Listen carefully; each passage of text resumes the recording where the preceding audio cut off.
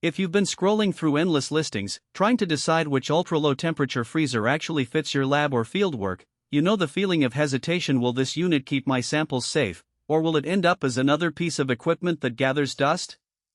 That doubt is what this review is meant to resolve. Link is in the description if you want to check the product details on Amazon. I spent a solid hour digging through specs, reading what little feedback I could find, and picturing how this machine would sit on a bench or in a portable setup, and now I'm going to walk you through exactly why the 120-liter cryogenic freezer might be the right or wrong choice for you.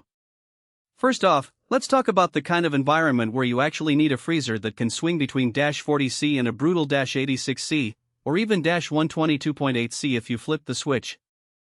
If you're a researcher handling sensitive reagents, a small biotech startup preserving cell cultures, or a field technician needing to keep vaccine vials stable in a remote location, temperature stability isn't just a nice to have, it's the backbone of your workflow.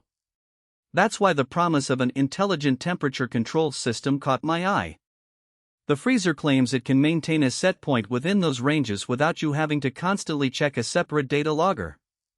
In practice, that means you could set your freezer to -80°C, walk away, and trust that the internal controller will keep the thermometer steady, adjusting compressor cycles as needed. Now, the most immediate practical strength is the 304 stainless steel interior.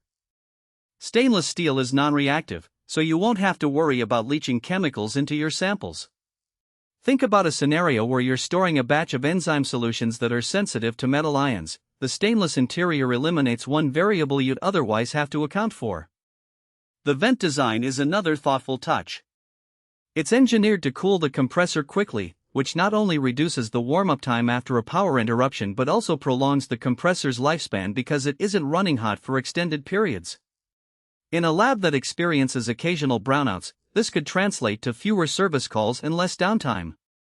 Portability is the keyword people throw around when they talk about small ultra-low freezers, and the 20-liter footprint of this Bongsarden model makes it genuinely movable. I imagined a scenario where you're setting up a temporary field lab near a wildlife reserve.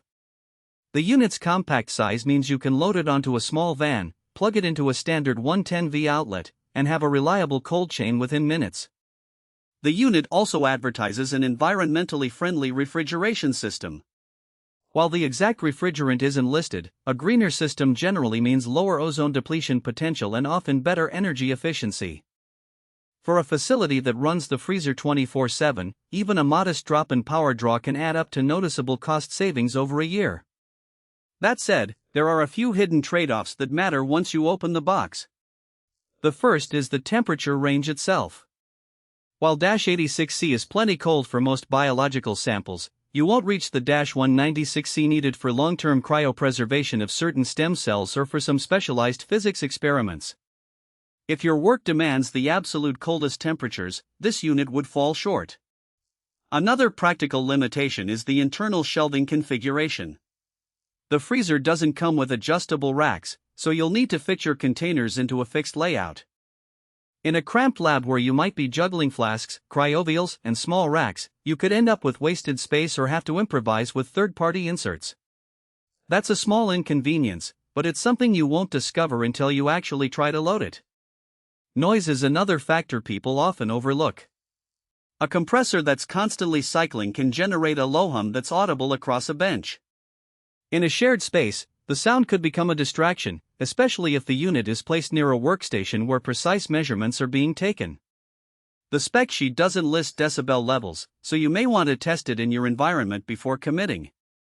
Finally, the price point, while not disclosed here, places this freezer in the mid-range tier of lab appliances. It isn't the cheapest option on the market, but the combination of stainless steel interior, intelligent controls, and the portable footprint justifies a higher price than a basic chest freezer. If you're on a shoestring budget, you might find a less sophisticated unit sufficient, especially if you don't need the precise temperature ramping. So, who should actually consider buying this Bongsarden 20-liter cryogenic freezer? First, small to medium labs that need a reliable -80°C solution without the footprint of a full-size ultra-low freezer. Researchers who handle a moderate volume of samples and value the convenience of a built-in temperature controller will find it a time-saver. Field scientists who need to transport a freezer to remote locations will appreciate the compact size and the rapid compressor cooling. If you're environmentally conscious and want a unit that claims a greener refrigerant, this aligns with that ethic. On the flip side, you should skip this model if you require